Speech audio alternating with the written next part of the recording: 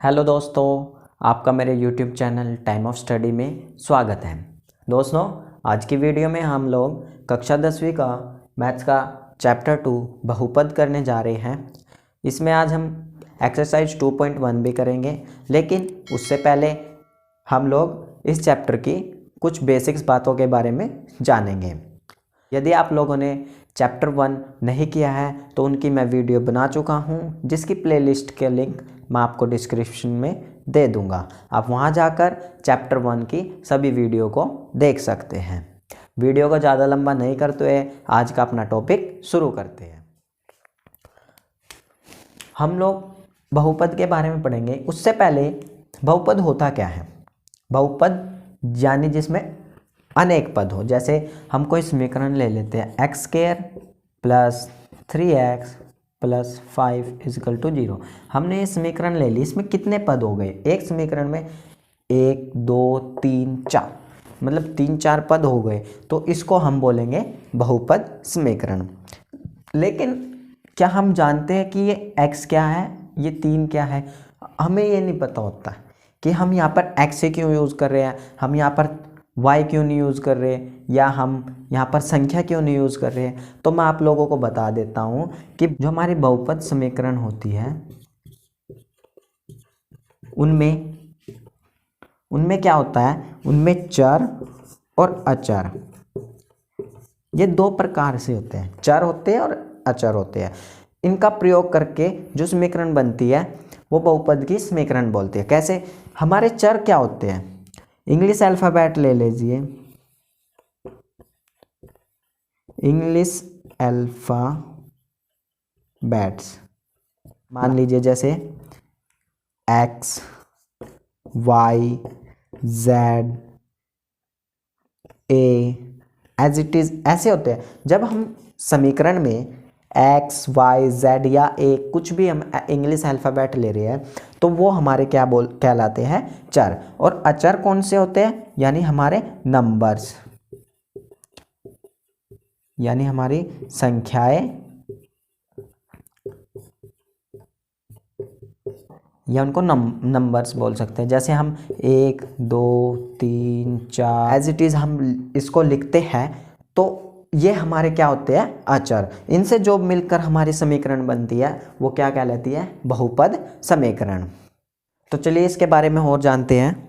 हमें यहाँ पर चर और अचर के बारे में पता लग गया है कि चर क्या होते हैं। इंग्लिश अल्फ़ाबेट जब हम समीकरण में इंग्लिश वर्ड्स का प्रयोग करते हैं तो उनको हम मैथमेटिक्स में चर बोलते हैं।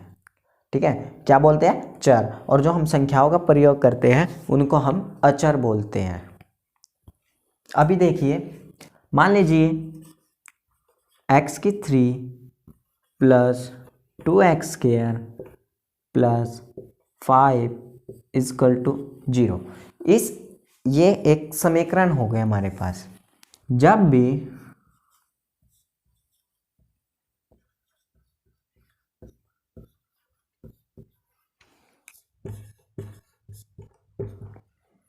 देखिए, यह हमें एक समीकरण दी हुई है।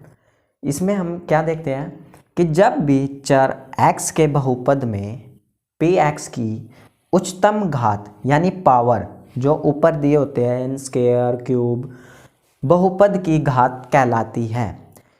देखिए, इस समीकरण में सबसे बड़ी पावर कौन सी है? देखिए, इसके ऊपर तो कोई पावर नहीं, क्योंकि ये 5 हो गए, HR हो गए। एक्स के ऊपर कितना है? स्क्वायर। ठीक है, स्क्वायर हो गया। और यहाँ पर कितना है? क्यूब, यानी 3, तो ज़्यादा होगी। तो बहुपद की घात क्या कहलाएगी? बहुपद की इसमें घात क्या होगी?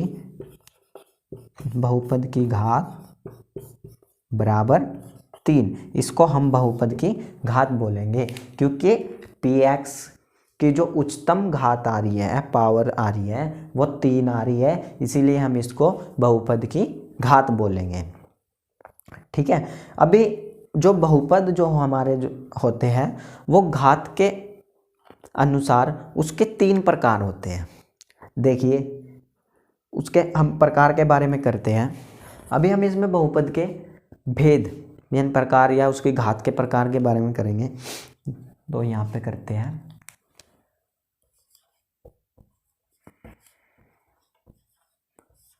बहुपद के प्रकार। नंबर 1, रैखिक बहुपद।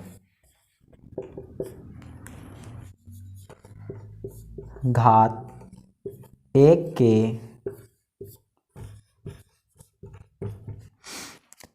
देखिए रैखिक बहुपद क्या होता है, घात 1 के बहुपद को रैखिक बहुपद या लीनियर पोलिनोमियल कहते हैं। यानी जिस बहुपद में उसकी उच्चतम घात 1 हो, जैसे उदाहरण ले लेते हैं हम, for example 2x plus x plus √3 equal to 0। तो इसमें हमारी जो उच्चतम घात क्या आ रही है, 1। एक और उदाहरण ले लेते हैं,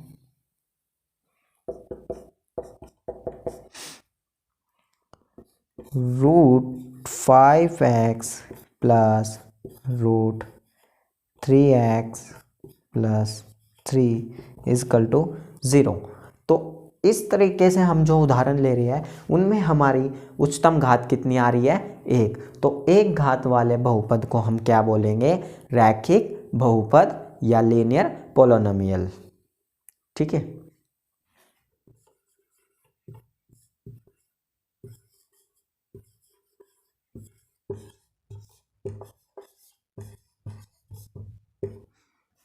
दूसरा भेद क्या है, द्विघात बहुपद। इसमें क्या है कि घात 2 के बहुपद को द्विघात बहुपद या क्वाड्रिक पोलिनोमियल कहते हैं। जिसमें क्या होगी, हमारी बहुपद की घात, उच्चतम घात क्या होगी, 2। जिसमें हमारी उच्चतम घात 2 आएगी उसको हम द्विघात बहुपद बोलेंगे, यानी क्वाड्रिक पोलिनोमियल बोलेंगे। फॉर एग्जाम्पल इसमें हम अपना एग्जाम्पल देखते हैं। मान लीजिए हमने ले लिया x² प्लस 3 इजकल टू 0। तो इसमें हमारी पावर उच्चतम घात क्या आ रही है, 2। एक और एग्जाम्पल ले लेते हैं, 3x² plus 2x plus 5 equal to 0। तो इसमें भी हमारे उच्चतम घात कितनी आ रही है, 2 आ रही है। तो इसको हम क्या बोलेंगे, द्विघात बहुपद, जिसमें हमारी उच्चतम घात 2 है, इसीलिए हम इसको द्विघात बहुपद यानी क्वाड्रिक पोलिनोमियल बोलेंगे। इसका ये 3 प्रकार की होती है। तो इसका तीसरा पार्ट और देखते हैं।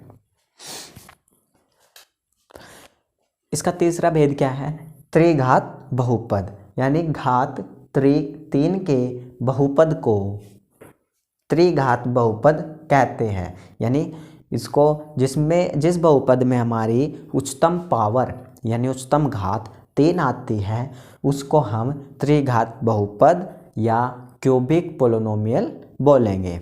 फॉर एग्जाम्पल देख लेते हैं हम। देखिए जैसे हमने कोई समीकरण ले ली, 3x³ plus 2x² plus x equal to 0। यह हमारी एक समीकरण होगी, एक पोलिनोमियल होगी। तो इसकी उच्चतम पावर कितनी आ रही है, 3 आ रही है। उच्चतम पावर कितनी आ रही है, 3 आ रही है। तो यह कौन सी बहुपद होगी, त्रिघात बहुपद। एक और एग्जाम्पल देख लेते हैं, x³ plus 2x plus 3 equal to 0। देखिए इसकी भी पावर कितनी आ रही है, 3। x की पावर 3 आ रही है, यानी इसमें सबसे बड़ी पावर कितनी आ रही है, 3। यानी हमारे बहुपद की उच्चतम पावर कितनी आ रही है, 3 आ रही है। तो इसलिए यह क्या होगी, हमारी क्यूबिक पोलिनोमियल यानी त्रिघात बहुपद।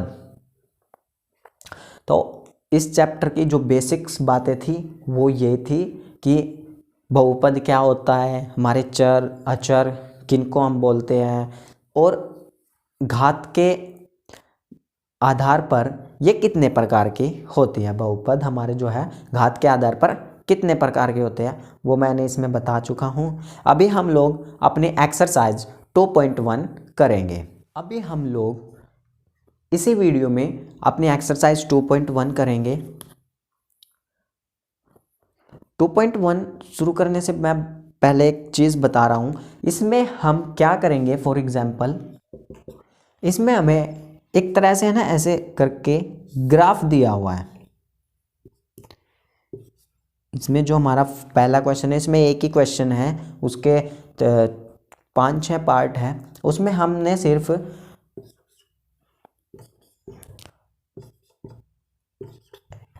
एक्स के यानी पी एक्स के शून्यक बताने होते हैं, जिसमें हमें एक लाइन ड्रॉ करके दे देते हैं इस तरह से। ये हमें ऐसे ग्राफ में लाइन ड्रॉ करके दे देंगे और बोलेंगे कि पी एक्स के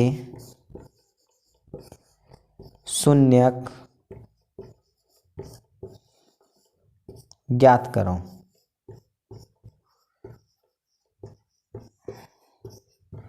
ये मैं एग्जाम्पल करा रहा हूँ एक्सरसाइज 2.1 शुरू करने से पहले।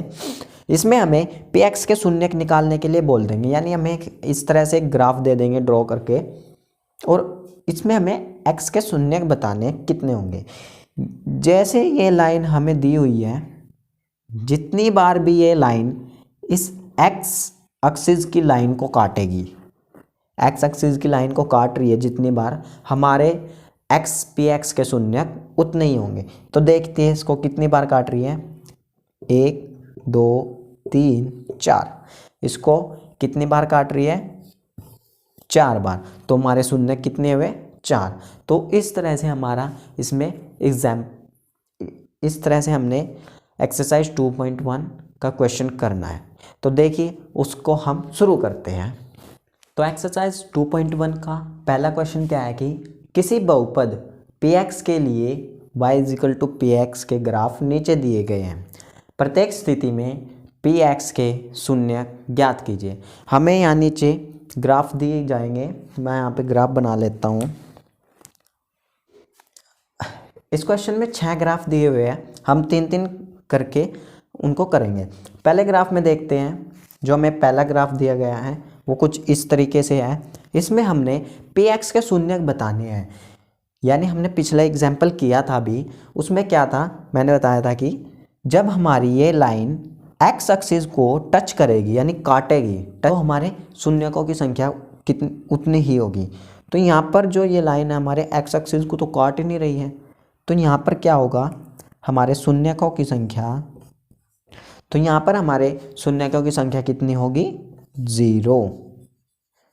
यहाँ पर हमारे शून्यकों की संख्या कितनी होगी, 0, क्योंकि ये लाइन हमारे x एक्सिस को काट ही नहीं रही है। तो यहाँ पर शून्यक हमारे कितने हुए, 0।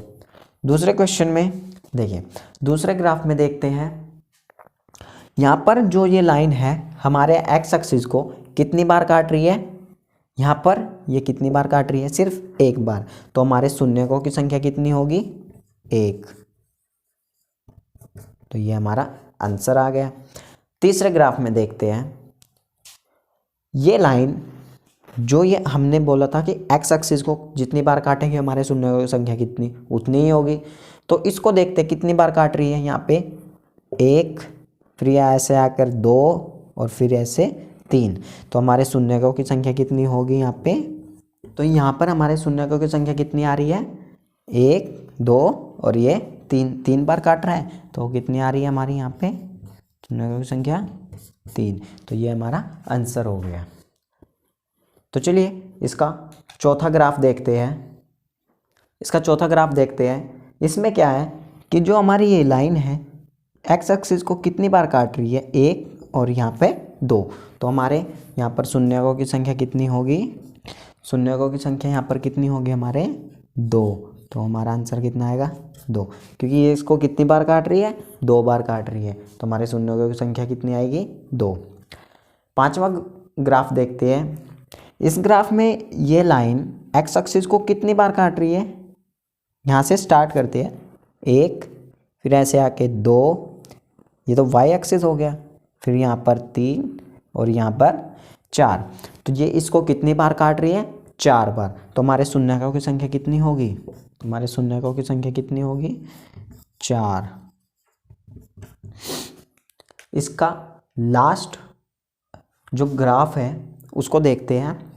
इसमें हमारी ये लाइन इसको कितनी बार काट रही है, यहाँ पर काट तो एक बार नहीं है, फिर यहाँ पर ये टच हो रही है, कितनी बार टच हो रही है, तो एक बार। इसको भी हम काउंट करेंगे, या तो हमारी लाइन इसको काटे या इसको टच करे, उसको काउंट करना है।